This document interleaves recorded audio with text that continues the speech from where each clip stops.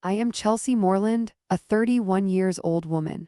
I'm a commercial interior design consultant in San Diego, and 2 months ago, I was finally about to put a down payment on my first home. What happened next with my sister nearly wrecked everything. The last normal moment I remember was a sunny Tuesday afternoon, early spring. I was sipping a half-sweet oat milk latte, standing in my living room barefoot, laptop open on the kitchen island as I reviewed fabric samples for the McGuire condo project. My phone buzzed. Text from Brielle. Hey, can you check your credit account? I think something weird happened. I froze. That message, the vagueness, the weird casual tone, was the kind of thing that made my stomach coil. We hadn't spoken in 6 months. Not since Christmas, when she showed up late and left early, blaming auras and bad energy because Mom asked if she'd gotten a real job yet. I tapped the text and opened my business credit account. And my heart stopped. Current balance, $198,433.26. I blinked. I'd had less than $20K outstanding last I checked, a few staging invoices, a bulk hardware order. I scrolled through the transactions. $9,200, Viking appliances. $2,400, home. $14,880, custom cabinetry concepts. $4,150, La Marzocco espresso machine. $37,000, Quartz Stoneworks Inc. Each entry pounded through my chest like a drumbeat of betrayal. I clicked the shipping address on the invoices. To Brielle Moreland, 1293 Breezewood Lane, Carlsbad, CA. My breath turned thin, my vision tunneled. She had used my credit line, my business account, tied directly to my EIN, my designer reputation, to outfit her damn kitchen. I called her. She answered on the second ring. Her voice was light, airy, like she was laying on a beach towel. Hey you, she chirped. I didn't even say hello. What did you do? I asked, my voice low and shaking. A pause. Then, Chelsea, don't freak out. You maxed out my entire credit line, on kitchen appliances, Brielle, my business credit. I was going to pay it back, she shouted over me. I'm landing the Flixwell reno next month and I just needed a head start. I didn't think it would actually post. Post, I echoed, voice sharp. What do you mean post? I mean, I thought it was still in that pending limbo thing where it wouldn't. Ugh, Chelsea, you're always so dramatic. Dramatic, I laughed, almost hysterical. You just nuked my financial life. I can't even buy a doorknob without that account. Do you understand what this means for my clients? She went quiet. I didn't mean to ruin anything. But you did, I said flatly. I hung up. I couldn't look at my laptop, couldn't feel my own hands. I sank to the kitchen floor and pulled my knees to my chest. This wasn't some teenage rebellion. This wasn't a borrowed jacket or a missed rent payment. This was grand theft. This was the unraveling of years of hard work slowly, mercilessly through the hands of someone I once shared bunk beds with. The next morning, I called my bank. I explained the situation as calmly as I could, even though my voice cracked halfway through. Unfortunately, the woman said gently, if she had access or implied authorization, that's going to be extremely difficult to dispute. She didn't have authorization, I snapped. She had the same last name. I understand, Ms. Moreland, but unless the charges were proven fraudulent with law enforcement involvement, it's a gray area. A gray area. $200,000. A gray area. By Thursday, my phone started ringing from unknown numbers. 2 clients pulled out of upcoming projects. One left me a voicemail. Chelsea, I'm so sorry. With the financial inconsistencies that popped up during our diligence call, we've decided to go with another firm. Nothing personal. But it was personal. It was my future, my house, my credibility. And it had all been blown to bits because my sister wanted a Pinterest-worthy kitchen. The final straw wasn't the debt. It was the Instagram video. Friday morning, I opened Instagram to kill time while waiting for coffee. Her face appeared on my feed. At Brielle the Builder, my dream kitchen reveal sparkles house money. My jaw dropped. She was twirling in her new open concept space. White marble waterfall island, floating wood shelves, gold hardware, that espresso machine gleaming in the background. She winked at the camera. Hard work pays off, fam. The comments were gushing. Ya's boss queen. This is magazine level fire, fire, fire. Wait, you designed this yourself. She didn't mention me, not once. She used my credit, my money, my industry knowledge, and paraded it as her own. That night, I sat on my balcony, knees tucked under a throw blanket, glass of wine in hand. The city lights glowed below me, indifferent to my spiral. I realized then that she hadn't just stolen from me financially. She had stolen my identity, my credibility, my voice in an industry I bled to earn respect in. And now she was standing in a place I built, pretending it was hers. I opened my laptop. I wasn't just going to fix this. I was going to take everything back, starting with her job. The office was quiet when I arrived at Brass and Birch that Monday. Industrial chic lobby, matte black trim, curated scent of cedar and citrus in the air. I remembered it well. Years ago, I'd interned here running blueprints between architects, ordering swatch books, learning everything from the ground up. Now, I wasn't a student. I was walking in as a woman robbed, calculating every step like a chess player walking back onto a board someone else had flipped. Madeline Dean, the firm's creative director, met me in the conference room. She was tall, poised, and known for her no-nonsense attitude and instinct for spotting fraud a mile away.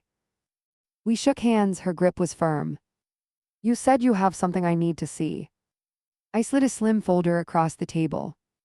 Inside, a printed timeline, proof of my $198,000 credit usage, invoice screenshots, shipment confirmations to Brielle's address, her Instagram post, the entire paper trail of how my sister hijacked not only my finances, but a design identity. Madeline's brows furrowed, she flipped through silently. She presented this kitchen to us as her original work, she said. It's not, I replied. She didn't design it. She ordered it with money she wasn't entitled to, and she used my business portfolio language in her pitch, word for word. I didn't need sympathy, I needed strategy. Madeline leaned back in her chair, thoughtful. She had a following, she said.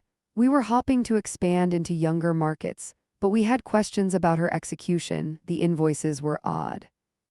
I'll do the cleanup, free of charge, I said before she could hesitate. 2 weeks. Let me help fix what she's broken and prove myself while I'm at it. She studied me, it felt like forever. Finally, be here tomorrow morning, bring your laptop. That night I didn't sleep.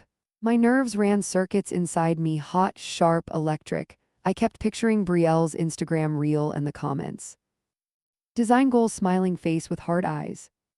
I need this kitchen in my life. When you manifest hard enough, anything's possible. She hadn't manifested anything. She manipulated it. Tomorrow, I'd start showing the difference. The next morning, I walked into the office with my best bag, dark wash jeans, a blazer I hadn't worn since my last pitch to a downtown real estate group. Confidence is a currency in design, so I carried it like I had plenty in the bank, even if I was emotionally overdrawn. By 11 a.m., I was assigned to shadow the accounts Brielle had touched. It was worse than I thought. Her design process was pure chaos, Pinterest screenshots, no technical specs, not a single CAD file. One proposal featured 3 different backsplash heights and none of the right measurements. She was winging it, all smoke, no structure. I worked late, organizing everything into clean folders, standardizing samples, fixing vendor contact info. I didn't hear back from Brielle. But part of me hoped she was watching, that she knew I was coming for everything she'd claimed. On Thursday afternoon, I was in the supply closet labeling tile samples when I heard her voice echo down the hall. Loud, stunned, furious. Wait, Chelsea, you hired her. My blood went ice cold. I stepped out slowly. There she was, standing in reception, sunglasses on her head, designer totes slung over her shoulder like armor. Her mouth was open in disbelief. Madeline was standing between us. We've terminated your contract, Brielle, she said, voice even. We have documentation that confirms you misrepresented your experience and claimed someone else's work as your own. Brielle turned toward me like a cornered animal, her voice cracked. You planned this. I stayed calm. No, you gave me no choice. You're jealous, she spat. You always have been, ever since I started gaining traction. Traction built on lies, I said, folding my arms, built on me. I could feel every eye in the lobby on us, but I didn't shrink. For once, I didn't flinch when she screamed. You're a damn parasite. Madeline cleared her throat. I'm going to have to ask you to leave, Brielle. She stared at me one last time, fury, disbelief, heartbreak all twisted into one expression. Then she walked out. No flip of the hair, no final word, just the sound of her heels against polished concrete, fatting with every step. That night I sat on my balcony with a glass of wine, watching the city bleed into twilight. I didn't feel victorious. I felt hollow. Because the truth is, revenge doesn't taste sweet when the person you're punishing is someone you once held in your arms after her first breakup. When you know her favorite cereal. When she knows the exact sound your voice makes when you're about to cry. She'd taken my money, my job. But now, I'd taken hers. And it didn't feel like justice. It felt like grief. But still, for the first time in months, I had a place to begin again. Not from her wreckage. From my own rebuild. The days after Brielle's meltdown at Brass and Birch passed in a daze. The team kept their heads down, pretending not to talk about it, but I could feel it, the unspoken hum of gossip. I didn't blame them. We were a small firm. Drama like that didn't just blow over. It lingered. Madeline, to her credit, was composed. She called me into her office 2 days later, handed me a cold-pressed juice like we were old friends, and said, "She was a mistake, you're not." Then she asked if I wanted to stay on permanently. Not as a consultant, not to clean up her mess, but to lead. I blinked at her. You means senior project strategist, starting with the Caraway renovation. I don't remember what I said exactly. I know I smiled. I know I thanked her. But inside I felt this tidal wave, not of triumph, but of release. Like I'd been holding my breath for 6 years and someone finally cracked the window. That night I got a DM from Brielle. Just one line. You won, hope it was worth it. I stared at it. Typed a response. Deleted it. Typed again. Deleted again. What did she think this was, a game, a trophy match? I didn't win, I survived her. There's a difference. The following weekend, I was organizing fabric samples when the doorbell rang. I wasn't expecting anyone. I opened the door to find her standing there. Brielle. No lashes, no contour, just a baggy hoodie and her hair in a limp ponytail. She looked like a memory, a version of herself I hadn't seen since college, before all the fake brand deals and shallow ambition. She was holding a manila envelope. I just want to talk, she said. I let her in wordlessly. She sat on the edge of my couch like it might burn her. I stayed standing, arms crossed. She pushed the envelope toward me. I got a loan, she said softly. One of those high-interest things, $185,000. I already made the first payment. I'm going to pay you back monthly. It'll take a while, but... I opened it, reviewed the paperwork. It was legit. Aggressive rates, but real. My heart ached. Brielle, you don't have a stable job. I'm working on that. This loan could wreck your credit worse than mine ever was. She looked down at her chipped nails. I need to show you I'm not a thief. I exhaled slowly. You are a thief, Brielle, you just don't want to feel like one. Her voice broke. I didn't do it to hurt you, I was desperate. You are Grady. That landed. Hard. She closed her eyes. I watched you get everything you worked for, and I hated that I hadn't even started. I lied. I pretended. I told myself it was okay because you'd be fine, you always are. I swallowed the lump rising in my throat. Do you know what it felt like to sit in my apartment surrounded by credit statements, wondering if I'd lose my business, my home? She nodded, tears welled. I thought you'd bail me out, you always do. And there it was. The quiet confession underneath everything. I thought you were my fallback plan. I stood for a long time before sitting down across from her. I'm not your bank, Brielle, I'm not your safety net, I'm your sister.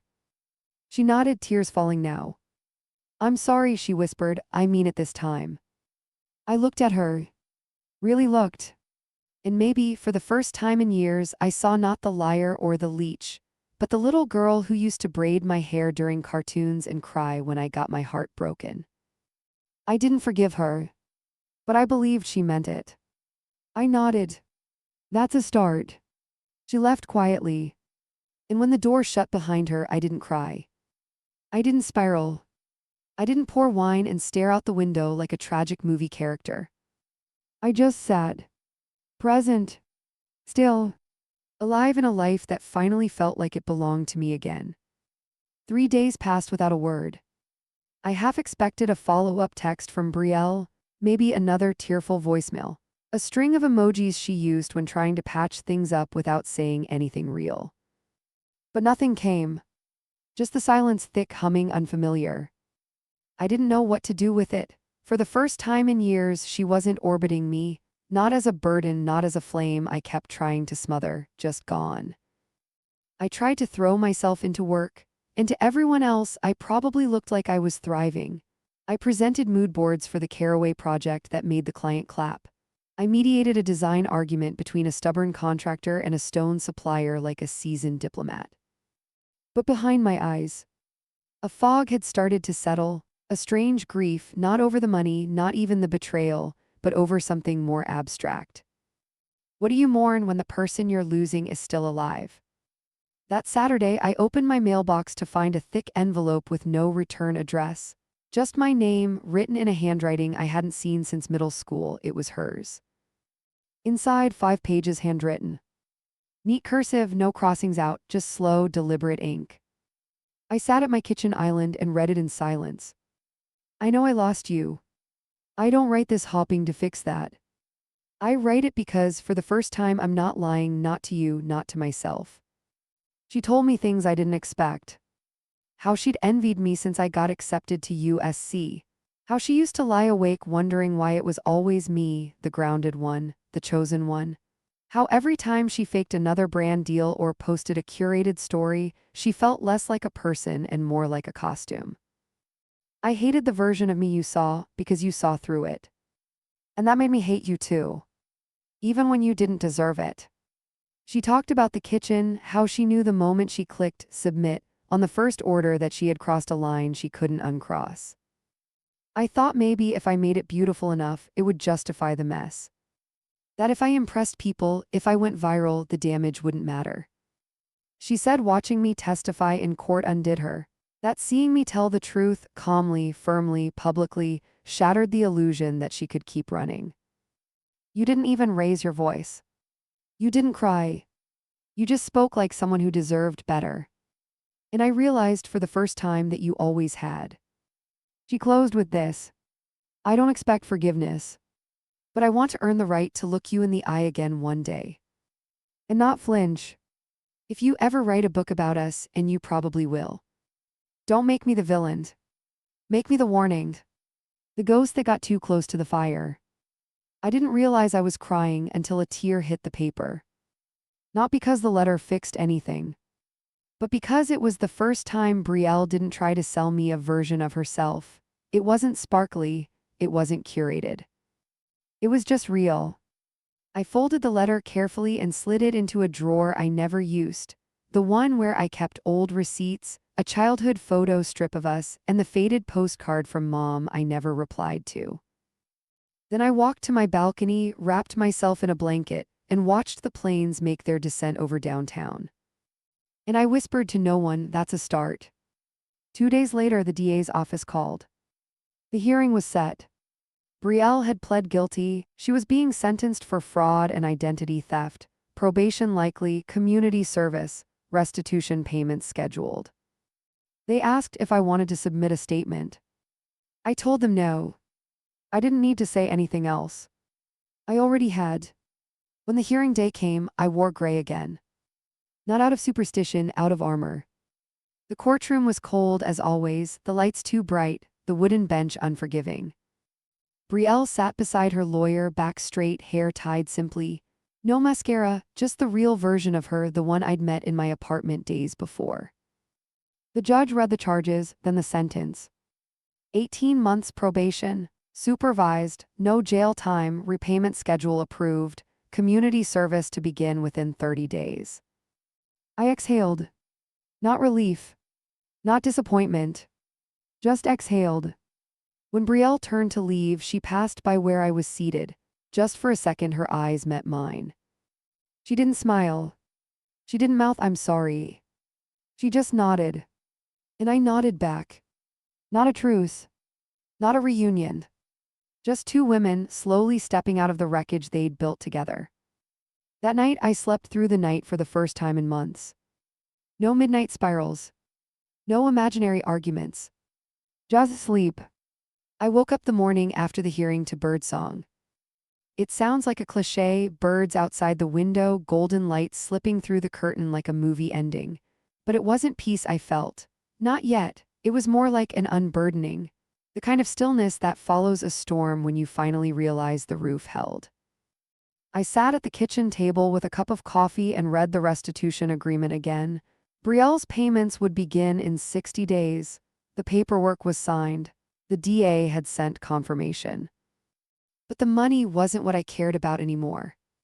It was the act, the acknowledgement. The proof that I wasn't crazy, that my trust hadn't been betrayed in silence. That afternoon, I got a knock at the door. Not a text, not a voicemail. Another manila envelope, but this time delivered by hand. Brielle. She stood in my doorway with no makeup, hair wet from the drizzle outside, her sweatshirt sleeves pulled over her hands. She looked like the version of her from college, before the filters, before the brand partnerships, before the chase for external validation swallowed her whole. "I'm not here to ask for anything," she said quickly, "I swear." I didn't say anything, just opened the door wider. She stepped in and didn't sit until I did. Then she opened the envelope and pulled out a sheet of notebook paper. "I wanted to tell you the truth, all of it in one place without editing." She unfolded the paper. "I watched you get everything I wanted," she said, voice shaking. "But I didn't want to do the work to get it. I wanted to skip the middle. I thought if I looked successful, it would become true." I looked down. "Brielle, I know." "No, you don't, because I made it your problem. I used your name, your credit, your clients, and then I had the audacity to act like you owed me grace." She stared at her hands. "I didn't expect you to forgive me, but then I saw you in court. And you weren't cruel, you didn't mock me, you didn't drag me, you were calm, measured. And I realized you were becoming the kind of woman I pretended to be." That stung, not because it was wrong, but because it was the most honest thing she'd ever said. I leaned forward. "You could still become her, Brielle, but it has to start with telling the truth to yourself, not just to me." She nodded slowly. "I'm getting help," she said. "I found a therapist. I started going to those financial literacy workshops for people who have done what I did. They don't sugarcoat it, they call it what it is." She finally met my eyes. "Fraud." I exhaled. Not in anger, just in acknowledgement. "Thank you," I said softly. We sat in silence for a while, not awkward, just quiet. Then she stood. "I'm not going to call or text unless you tell me to. I just wanted you to know I'm trying." She started toward the door. I stopped her. "Brielle." She turned. "I don't forgive you yet, but I do believe you." Her breath caught. That's when the tears came. Not loud, not theatrical. Just real. She nodded, then left. That night, I lit a candle on my balcony and opened a blank Google Doc. Title: Sister Debt. I didn't know what it was yet. A memoir. A letter. A eulogy for a version of us that no longer existed. But I knew one thing: the story had to live somewhere other than inside my body. Because carrying it alone had nearly destroyed me. The next morning, I emailed Madeline. Subject: new concept for the Caraway launch. Attached: a rebrand strategy that focused not on the illusion of luxury but on authenticity, functionality, honesty in materials, layout, and message. She replied in 20 minutes. "Brilliant, let's build it." I smiled for the first time in days. Really smiled. Because for once, my life wasn't a reaction to my sister's destruction. It was an act of my own creation. 3 months passed. No new disasters, no surprise calls, no tear-streaked voicemails begging for money or forgiveness. Just quiet. It was unsettling at first, like when a storm finally ends and you forget how silence sounds. I kept waiting for the next breach, but it didn't come. Brielle stayed gone. Or maybe she stayed still. Brass and birch bloomed around me like a life finally unpaused. The Caraway project launched to rave reviews, and Madeline started introducing me as our lead creative strategist, not Chelsea, who came in after the staffing shuffle. I stopped being the girl who fixed a mess. I started being the woman who built the new standard. Clients noticed. One day, after presenting to a couple developing their second boutique hotel, the wife pulled me aside. "I read about you," she whispered. My stomach tightened. "What did you read?" She smiled gently. "The article in California Living, the one about legacy and resilience." "Oh, that." I'd almost forgotten about the feature. A journalist friend of Madeline's had reached out, wanting to write about female-led firms changing the design narrative. I'd said yes, thinking it would be a paragraph at most. It turned into 3 pages. One of them quoted me saying, "Sometimes the people closest to us teach us who we never want to become, and in that contrast, we discover exactly who we are." I'd expected backlash. Instead, I got inquiries. Business picked up, referrals poured in, and for the first time in years, I had a wait list. I was no longer proving myself in the shadow of my sister's chaos. I was building in the light of my own clarity. One Thursday morning, I got a text from Alana. I hadn't heard from her since the fallout. "Hey, hope this isn't weird. Just wanted you to know Brielle in Flagstaff now, working part-time at a ceramics studio. She teaches weekend classes." I blinked at the message. "Flagstaff. Ceramics. Kids." I replied. "Thanks for letting me know." That was all. But something about it stayed with me. Not because I wanted to reach out, but because it was the first update on Brielle's life that didn't include a disaster. The following Saturday, I found myself in Little Italy's weekend market, wandering between booths, sun on my shoulders, cold brew in hand, no agenda. At the edge of the stalls was a tiny pop-up, hand-thrown pottery, uneven cups, dimpled bowls, glazed in soft earth tones. I picked up a mug sky blue with pale white speckling. It was imperfect. Beautifully so. The woman running the booth noticed. "She's getting better," she said. I looked up. She smiled. "My niece made that one, moved here from Arizona," said the chaos of the desert helped her find her center. I blinked. "Brielle." The woman laughed. "Yeah, you know her."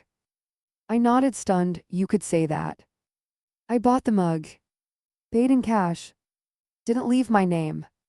Later that night, I placed it in my cabinet, between the vintage gold-rimmed teacups and the matte black designer mugs. It looked nothing like the others. But it belonged. Not because it matched, but because it meant something. Proof that people can change, even if you're not there to witness it. I never told Brielle I bought it. Some things aren't meant to be shared. Some things just live with you. Like scars. Like forgiveness. Like the quiet realization that maybe, just maybe, you're no longer angry. December arrived slowly, the kind of California winter where the air smells faintly like eucalyptus, and the sweaters are more for show than necessity. At work, we were closing out the year with the finishing touches on a new hotel renovation in La Jolla. Madeline surprised me with a bonus and a card that just said, "What you build lasts, thank you for reminding us how to do it right." I cried for 3 minutes in the privacy of the sample storage room. Then I fixed my lipstick, blew my nose, and kept going. At home, things were quiet. I'd finally moved, not far, just out of the apartment that had absorbed too much of my spiral. Too many late nights at the kitchen table with bank statements and coffee gone cold. Too many fights with ghosts. The new place was a loft near the harbor. Exposed brick, big windows, soft light, minimalist and warm like me if I let myself breathe. I remember the first morning there, standing barefoot on cool hardwood, watching seagulls cut across the sunrise, drinking coffee from that pale blue ceramic mug I'd bought at the market. I wasn't thinking about Brielle. Until I was. That night, I pulled out my laptop and opened the draft email folder I hadn't touched in weeks. Subject line: no title. Inside, half-finished sentences, unsent confessions. I saw the mug, I knew it was yours. You looked calm that day, I didn't want to ruin it by saying my name. I don't hate you, I never really did. I hovered over it, then deleted it. Not in anger. In acceptance. She didn't need my applause to keep going. And I didn't need her acknowledgement to move forward. 2 weeks before Christmas, I got a call from a restricted number. My stomach tensed out of habit. I let it go to voicemail. 5 minutes later, I played it back. Brielle's voice. Softer, slower, like someone learning how to speak their feelings one syllable at a time. Hey, I heard about the Caraway project. Alana sent me the photos. You looked real, not posed, just happy. I'm glad. A pause. I'm still in Flagstaff, still at the studio. I started mentoring one of the older kids. She reminds me of us when we used to glue magazine pictures onto cereal boxes and pretend they were houses. Remember that? Anyway, I won't call again unless you want me to. I just wanted you to know, I think I'm finally becoming someone I don't have to lie about. She hung up. I didn't cry. But I sat on the floor with that mug in my hand and whispered, good. A week later, I was at a networking event downtown, one of those fancy rooftop soirees with string lights and small plates of cheese no one could pronounce. Daniel, the landscape architect I'd been casually seeing, was at my side. We met through a sustainability panel. He had kind eyes, quiet confidence, and the kind of humor that didn't require a setup. Being with him felt easy, not electric, and maybe that's what I needed. When the photographer asked to take our picture, I didn't hesitate. I didn't wonder how it would look on someone else's feed. I didn't frame my face to look thinner or ask to review it afterward. I just smiled. Genuinely. Because I wasn't pretending to be okay. I was okay. That night, I texted Brielle for the first time in nearly a year. Hope the studio's treating you well. I'm proud of you, that's all. I didn't expect a reply. But one came the next day. Thank you, and I'm proud of you too, I mean it. We didn't say more. But we didn't need to. Some rebuilds don't require full blueprints. Just trust that the foundation won't crack again.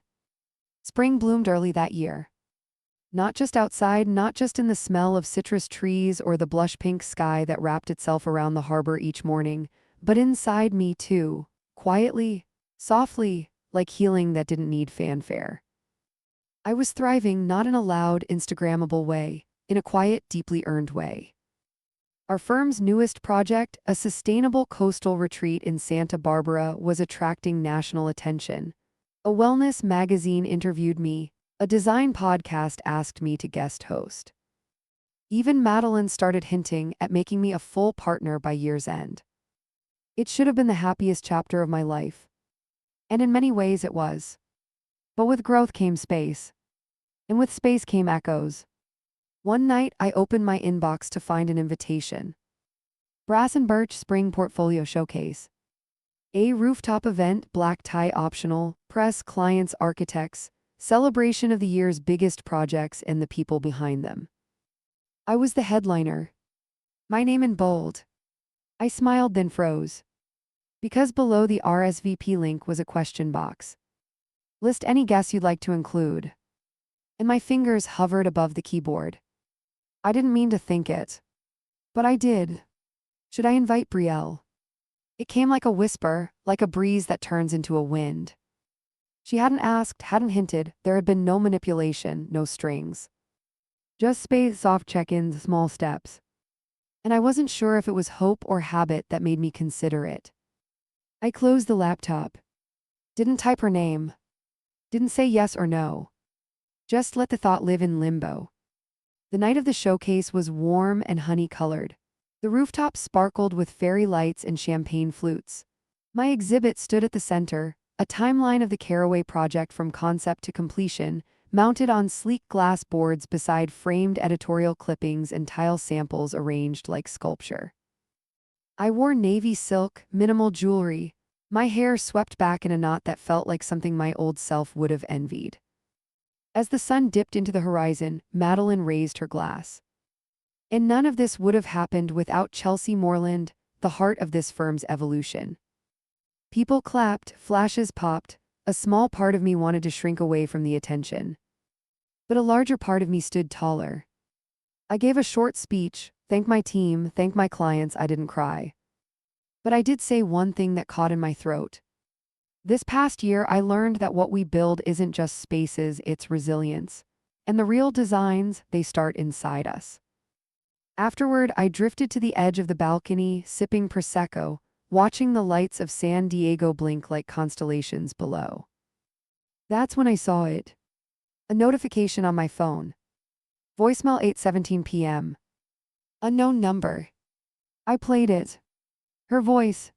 Hey, I saw the article. Alana sent it. I didn't want to reach out before, didn't want to be a shadow again, but I just wanted to say I'm proud of you. That showcase, you earned it. I'm not in San Diego anymore. I moved to Flagstaff full-time, teaching pottery at a community college now. Kids, adults, trauma survivors, it's not fancy, but it feels real. A pause. I still think about the kitchen sometimes, not because I miss it, but because it taught me who I never want to be again. Anyway, if you ever want to talk, I'm here, no pressure, just here. Click. I didn't call back, but I saved the message. The next morning, a small package arrived on my doorstep. No return label, no note. Just a ceramic mug, this one deeper blue, trimmed with imperfect gold at the rim. On the bottom, carved in her unmistakable writing. Still trying. Still healing. Still sisters.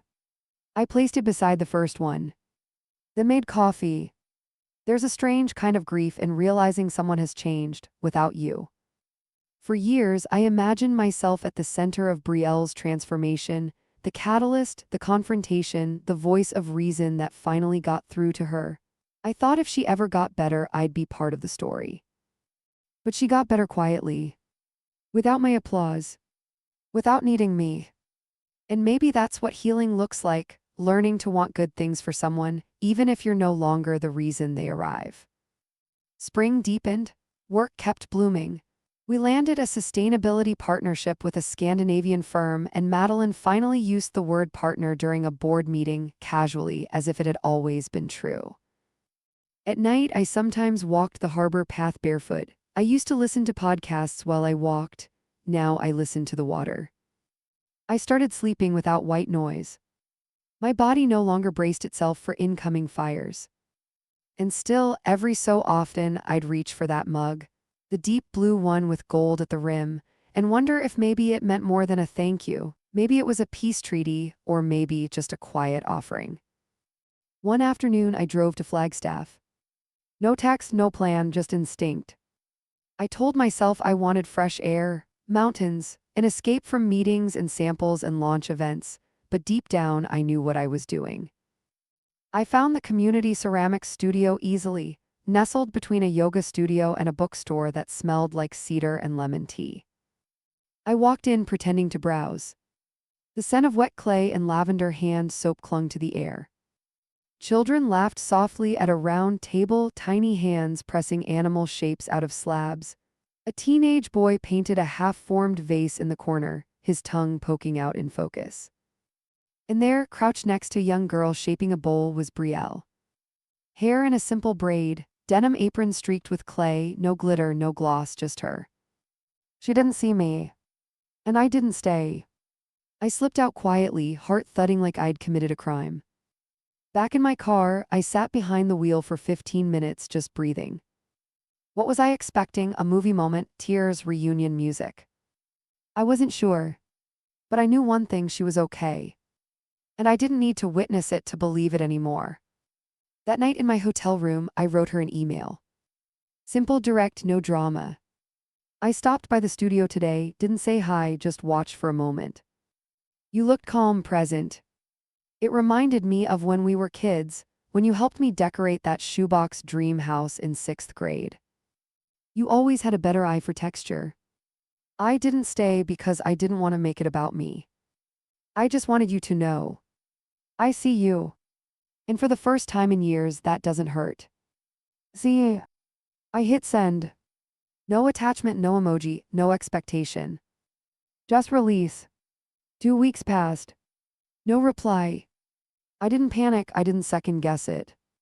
Then one Saturday morning, a small box arrived at my apartment. Inside, a set of coasters, 4 hand-shaped, glazed in deep green and cream. On the back of each, one word. Still. No note.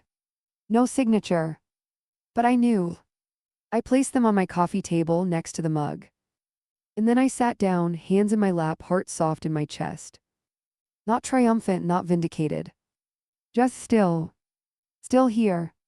Still healing. Still choosing peace. Every single day. Summer arrived early that year. The kind of golden, slow-moving summer that reminds you of childhood, melting popsicles, cracked sidewalks, the sound of a lawnmower in the distance. But I wasn't a child anymore. And this summer wasn't about escape. It was about returning. To myself. To peace. To a life not dictated by anyone else's chaos. I stood at the front of the brass and birch main office, a framed certificate in my hand. Chelsea Moreland, Partner, Design Strategy Division. My name in gold foil. Madeline had announced it at the quarterly meeting casually, like she wasn't giving me a title I'd clawed my way toward for years. The team cheered. I didn't cry. I just stood there, smiling, solid in my body in a way I hadn't felt since before. Before the debt, before the theft, before the courtroom and the apology and the mug. And I realized, standing there beneath the overhead lights, that I had finally stepped out from under my sister's shadow. Not with revenge. With resilience. A week later, I returned to Flagstaff. This time I told her. One text. I'll be in town for the weekend, no expectations, just wanted you to know. She responded an hour later. If you want to stop by the studio, the kids have an open house showcase. It's messy but fun. That was it. No pleading. No theatrics. Just space. I walked into the studio that Saturday with my heart hammering like I was 21 again, about to give my first design pitch. The place was packed, parents, siblings, neighbors all gathered to admire misshapen vases and colorful clay animals. Music played softly from a portable speaker. Someone had baked lemon bars. And there in the center of it all was Brielle. Wearing a white linen dress stained with clay, hair in a soft bun, smiling, not posing, not performing, just smiling as she handed out ceramic nameplates to proud kids who beamed at her like she was a magician. She saw me. Our eyes met. And for a split second, everything stilled. Then she walked over. No rush, no drama. Just presence. Hey, she said. Hey. We stood side by side, watching a girl explain the concept behind a teacup shaped like a jellyfish. She's good, I said. Brielle nodded. She's better than I ever was, and she doesn't even know it yet. A long pause. Then I said, congratulations. She looked at me.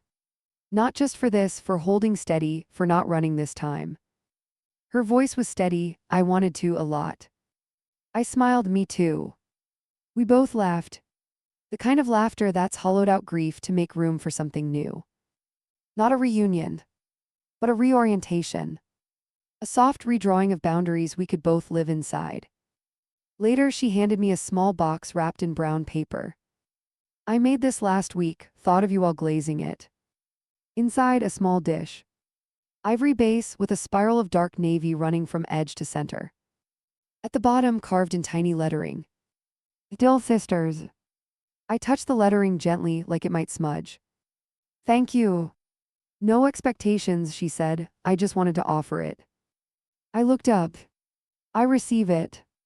And I did. Fully. Not because I'd forgotten what she did, but because I'd finally stopped living inside it. That night, I checked into a quiet cabin just outside the city. Made tea. Sat on the porch. Watched the stars poke through the dark one by one. And whispered to the quiet. You're allowed to start again. Not because everything is perfect, but because you made it through. And you're still here. Some relationships don't end. They shift. They stretch across years, bruised and rebuilt. And sometimes the most powerful thing we can do is choose not to go back, but to go forward, still changed, still healing. Still sisters.